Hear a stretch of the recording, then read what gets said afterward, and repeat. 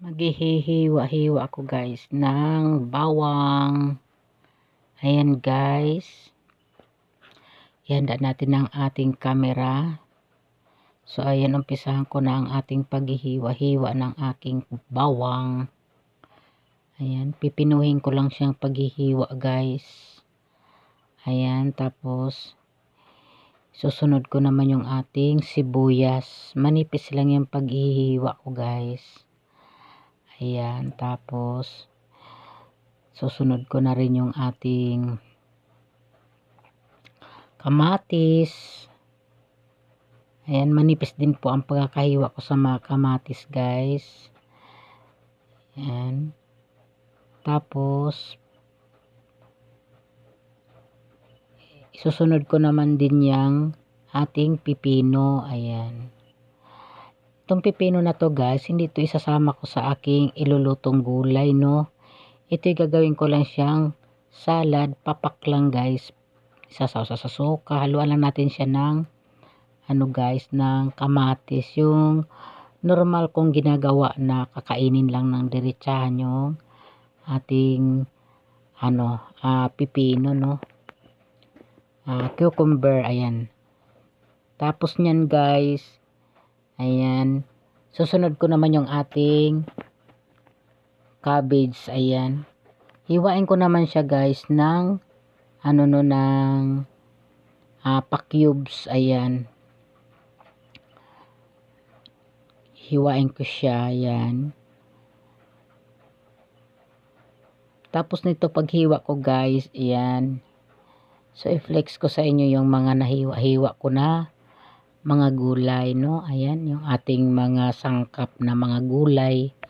Ayan, tapos isunod ko naman yung ating itlog. Magbasag ako ng itlog guys, dalawa. Babasagin ko nito, dalawa. Tapos ay ating i-scramble. Ayan, scrambling ko siya. Tapos ayan po, di ko na siya lalagyan ng asin guys, kasi doon ako maglalagay sa aking gigisa natin yung ating cabbage, no. Tapos yun, i-flex ko na siya lahat. Ayan yung ating mga pati yung tuyo ko. Ayan, piprituhin ko rin yung tuyo guys, tsaka daing. Ayan na, yan lahat guys, ang ating mga hiniwa-hiwa ng gulay. Ayan, so mag-start na tayo guys ng ating kawali. Lalagyan ko na siya ng mantika. Ayan, at mag-gisa na tayo ng bawang. Ayan, halo-halo ko, at isusunod na natin sibuyas. Ay, nalaglag pang ating kamatis. Sunod na natin yung kamatis guys.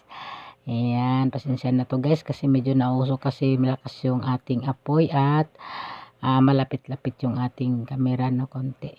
So mawala na guys, medyo light na yung ating maliwanag na, maaliwalas na, nawala na yung usok. So isusunod naman natin ang ating guys, yung ating hiniwa-hiwa na kanina na cabbage. Ayan, ilalagay na natin sa kawali. Tapos yan guys, halu-haluin ko siya. Ayan, so i-half cook lang natin yan guys, para masarap naman siya at kakainin, para medyo malutong-lutong. Ayan, so isusunod naman natin yung ating itlog na nilagay ko ng asin siya guys, no. Naglagay ako ng asin, konti lang yan guys. Ayan, tapos nilagyan ko ng konting asin. Tapos isusunod na natin, haluin lang natin ng sandali.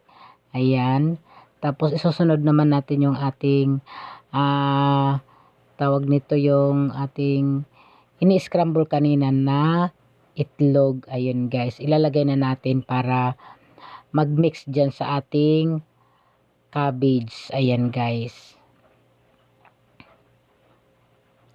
ibubuhos ko, dahan-dahan ko lang itong ibuhos guys, para lahat malagyan lahat ang ating cabbage ng itlog na ating binatil, ating scramble. Ayan, dahan-dahan lang, para lahat talaga siya mabuhusan ng itlog na ating binatil, aking in-scramble. Ayan, tapos lalagyan ko siya ng kaunting betchin. Tapos guys, hindi ko na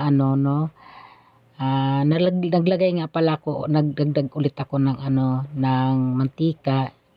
Ayan, di ko lang nasama sa video ang ating mantika pagdagdag ko kasi nasunog na itong itlog guys. Kinulang ako sa mantika nung ginisa. Ayan, nahalo-halo ko guys. Medyo hapok lang ito ang pagkakaluto ng aking cabbage no. Ayan po yung aming uulamin ni daddy. Ayan guys. Halo-halo ko lang siya. Ayan. Halaluin para magpantay yung ating pagkakahapok ng ating gulay. Ayan. So, yun. Lalagay ako ng pamintang durog. Ayan. Ayan, hahaluin ko na siya guys para mahalo din yung ating paminta sa gulay. Ayan po. Halo-haluin ko lang siya. Ayan.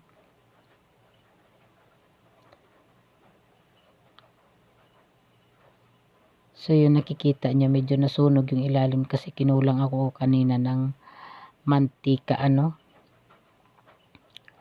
So, yun, pagkatapos nyan guys, ayan, ta-transfer na natin siya sa lalagyan sa ating plato, no. Ayan. Itong plato na to, masasabing mangkok kasi medyo mababaw siya na hindi rin siya malalim, ano. Ayan, ita-transfer na natin siya. So, ito rin po yung ating paglutuan ng ating tuyo, guys. Itong kawaling pinaglutuan natin ng gulay. Ayan. So, yan. Pagkatapos niyan, isasalang ko ulit siya. Tapos na hinugasan. Isasalang ko ulit siya. At, tawag nito, paglutuan na naman natin siya ng daing at tuyo, no. Yung ating daing, guys, bukid yan. At saka yung isang isda naman ay tinatawag natin na tamban. Ayun yung may mga kaliskis. Ayun guys, so maglagay tayo ng mantika. Ayan, tapos magluluto na tayo. Ayan, lutuin na natin yung ating daing. Ayan, so yun. Ayan guys, so ayan guys, luto ng ating tuyo daing. Ilalagay na natin siya sa ating plato, ano. Ayan, aalisin na natin siya sa kanyang pinagprituhan. Ayan. So, kung napapansin nyo, medyo biglang nag-itim yung ating mantika, ano, kasi malakas yung ating apoy. Hindi ko napansin, guys. So, ayun. May na-next pa tayong 3 piraso. Ayan. Ayan guys, so, ayan na guys, nandyan na lahat ng ating pagkain na niluto, no, yun, nandyan na sa lamisa. So, ano na naman tayo guys, magtitimpla ako dyan ng kape. Ayan, kape at saka choco, no, para kay daddy. Ayan, choco yan guys. Tapos yung isa naman ay kape. Ayan, so yun. Ayan, black coffee yan guys. Ayan, no, ayan, na 3-in-1, ano, black coffee 3-in-1.